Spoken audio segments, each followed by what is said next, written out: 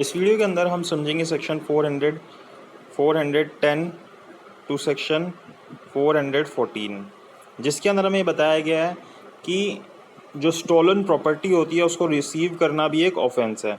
अब stolen property क्या होती है वो सबसे पहले हमें सेक्शन 410 के अंदर समझाया गया। तो जब हम सेक्शन 410 को समझ रहे हैं तो इससे पहले आप मेरी प्रीवियस वीडियोस आईपीसी की ज़रूर देखिएगा, जिसके अंदर हमने किस किस को समझा है। हमने समझा थेफ्ट को, एक्सटॉर्शन को, रॉबरी को, डकैती को, क्रिमिनल ब्रीच ऑफ ट्रस्ट को और मिस एप्रोप्रिएशन ऑफ प्रॉपर्टी को। तो ये जो सारे ऑफेंसेस होते हैं, जो ऑफेंसेस अगेंस्ट प्रॉपर्टी होते हैं, इनके अंदर जिन भी प्रॉपर्टीज़ का पोजेशन लिया जाता है, इनमें से किसी भी तरीके से, थेफ्ट से, एक्सटॉर्शन से, रॉबरी से, डकैती से, क्रिमिनल ब्रीच ऑफ ट्रस्ट से, criminal miss appropriation of property से, तो वो जब आपके पास उस प्रॉपर्टी का पोजेशन आता है, वो जो प्रॉपर्टी होती है उसी प्रॉपर्टी को हम स्टोलन प्रॉपर्टी बोलते हैं। तो इसलिए आपको ये सारी चीज़ें पता होनी चाहिए कि ये क्या होती हैं। तो जब इनमें से किसी तरीके से आपके पास प्रॉपर्टी आती है उसको हम क्या बोलते हैं? स्टोलन प्रॉपर्टी बोलते हैं। तो इसके लिए एक बार सबसे पहले हम सेक्शन 410 को रीड करते हैं, फिर देखते हैं कि इसके अंदर क्या बोला गया है।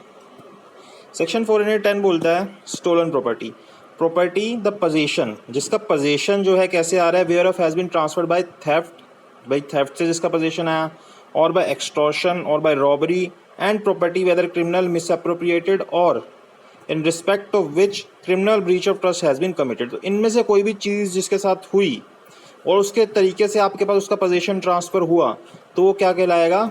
Is designated as stolen property. तो उसको हम स्टोलन प्रॉपर्टी बोलेंगे।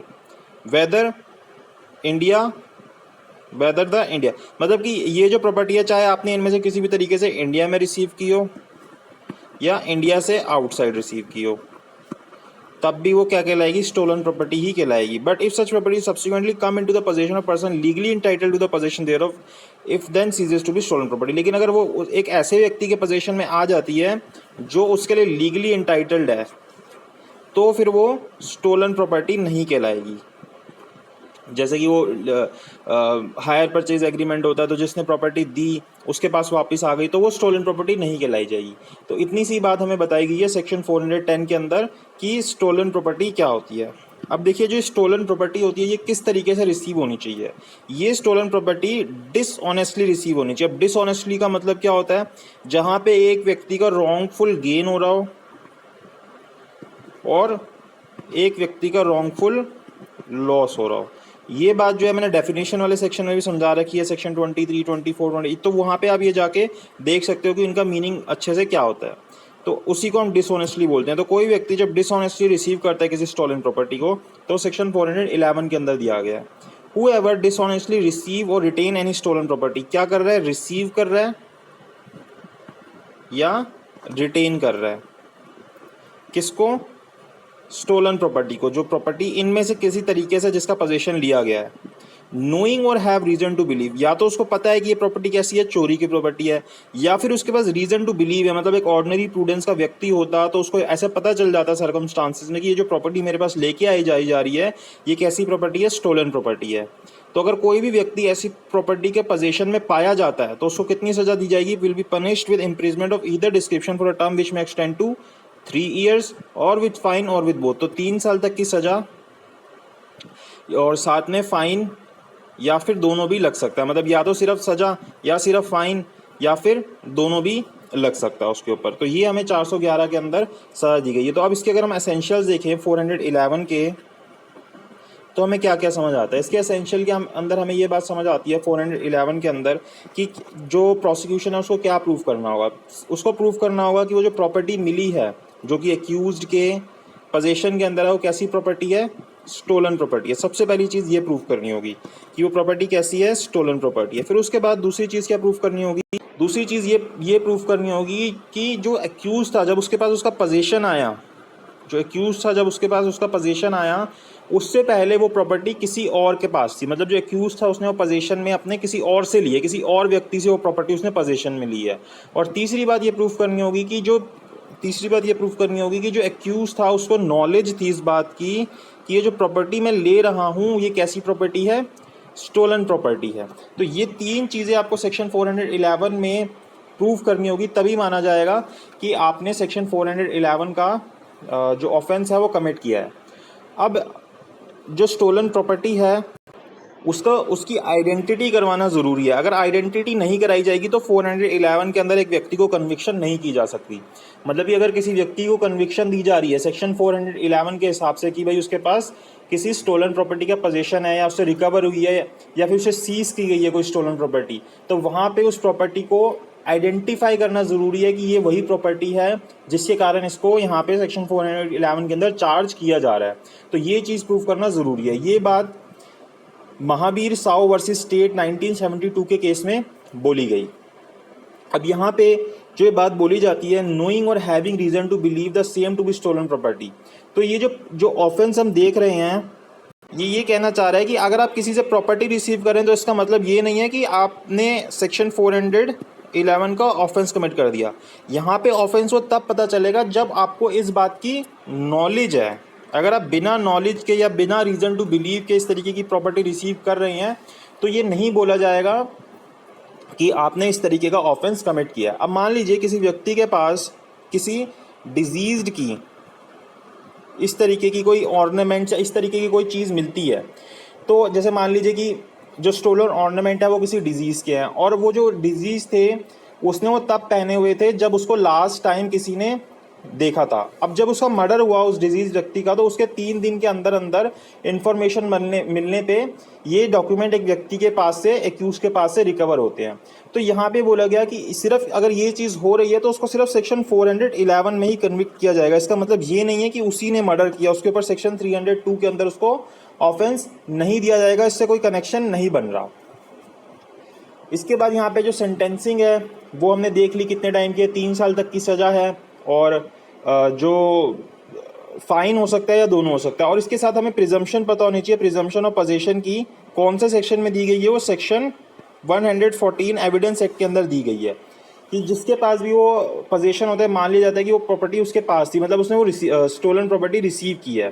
तो ये चीज़ हमें यहाँ पे पता होनी चाहिए। इसके बाद अब हम आते हैं सेक्शन 411 के अंदर, हमें सिर्फ इतनी बातें पता होनी चाहिए। इसके बाद हम आते हैं सेक्शन 412 के ऊपर। अब सेक्शन 412 क्या बोलता है? ये बोलता है dishonestly receiving property stolen in the commission of dacoity, कि आप कौन सी प्रॉपर्टी रिसीव कर रहे हैं जो कि किसी डकैती को कमीशन करने में, डकैती को करने में हुई थी, उसकी प्रॉपर्टी आप रिसीव कर रहे हैं।